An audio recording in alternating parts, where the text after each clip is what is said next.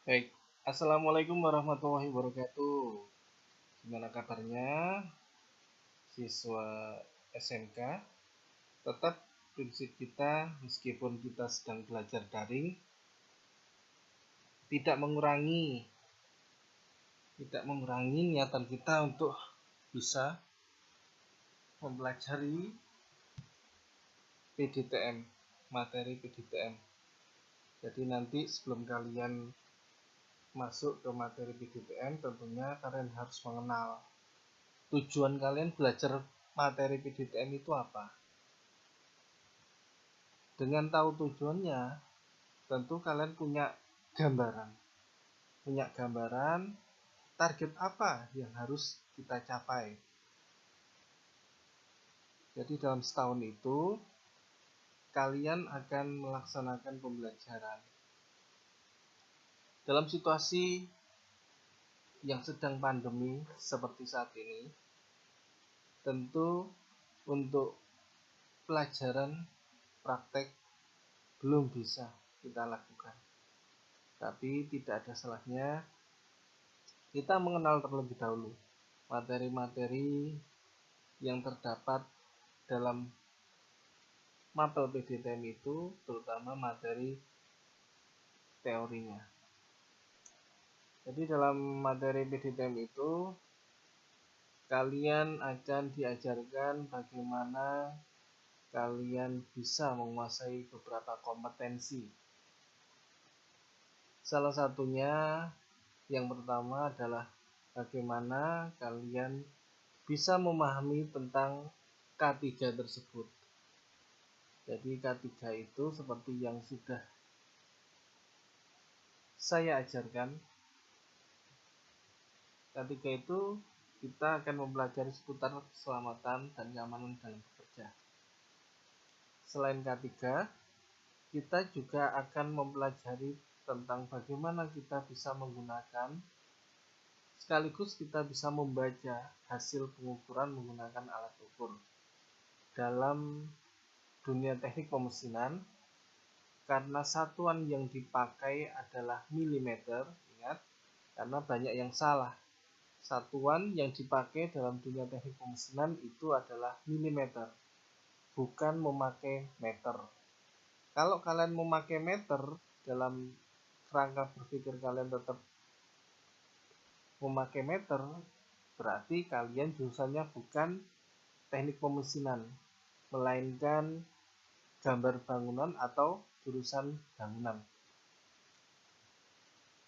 Baik, karena yang dipakai satuan ukurnya adalah milimeter, maka alat ukur yang dipakai adalah jangka sorong, mikrometer, high gig, dial indikator, dan lain sebagainya. Nanti akan dijelaskan dalam materi alat ukur satu persatu tentang bagaimana kita memahami prinsip kerja dari jangka sorong, mikrometer,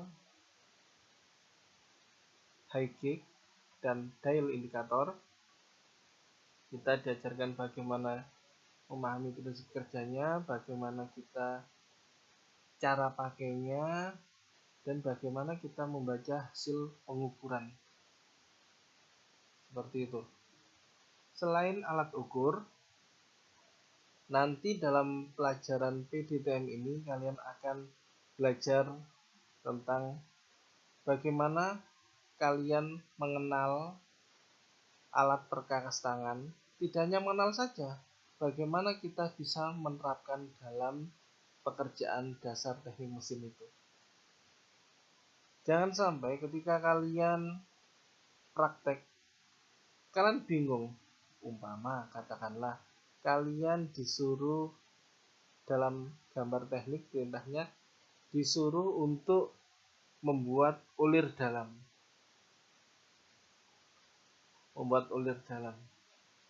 Jadi sebagian besar pemula siswa SMK Teknik Mesin itu bingung antara ulir dalam, ulir luar, baut, atau mur? Bingung.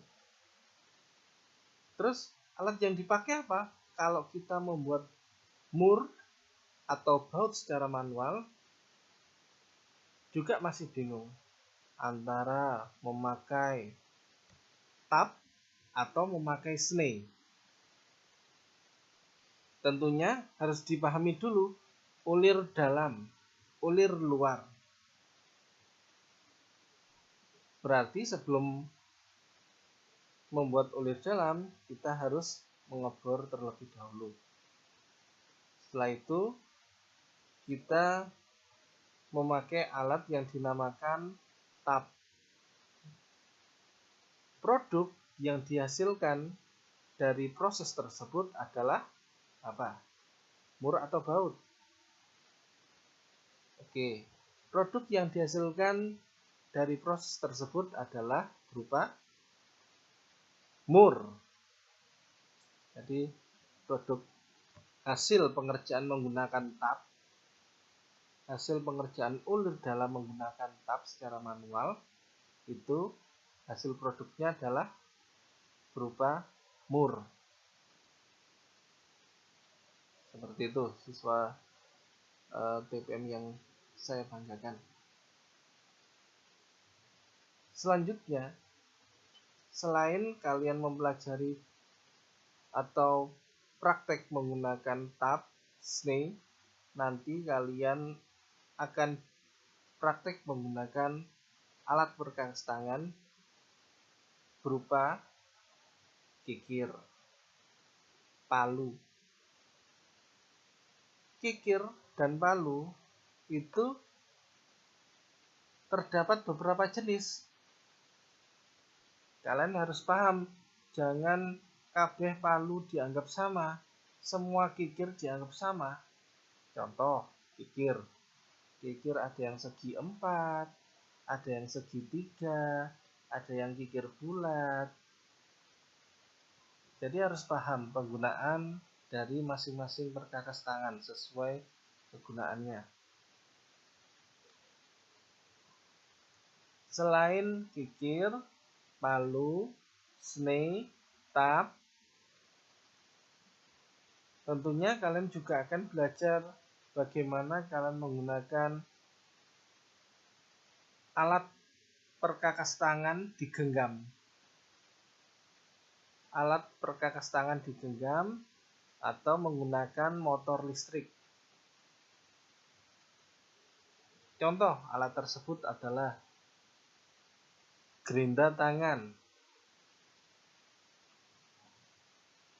Selain itu, selain gerinda tangan, ada juga memakai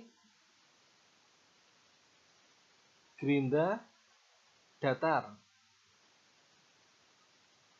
gerinda pahat.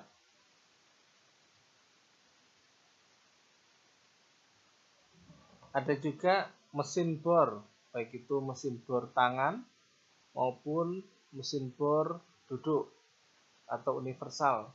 Biasanya mesin bor itu yang universal bisa dipakai untuk freeze juga. Baik, kita mulai langsung saja.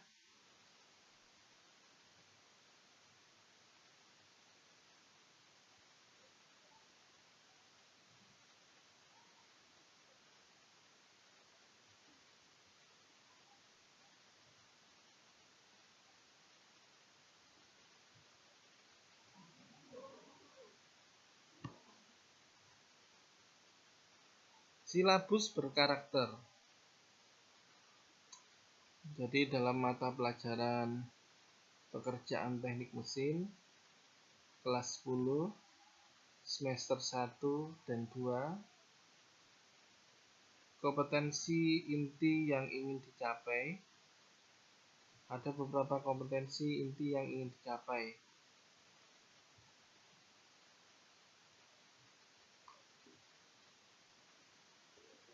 Yaitu menghayati dan mengamalkan ajaran agama yang dianutnya.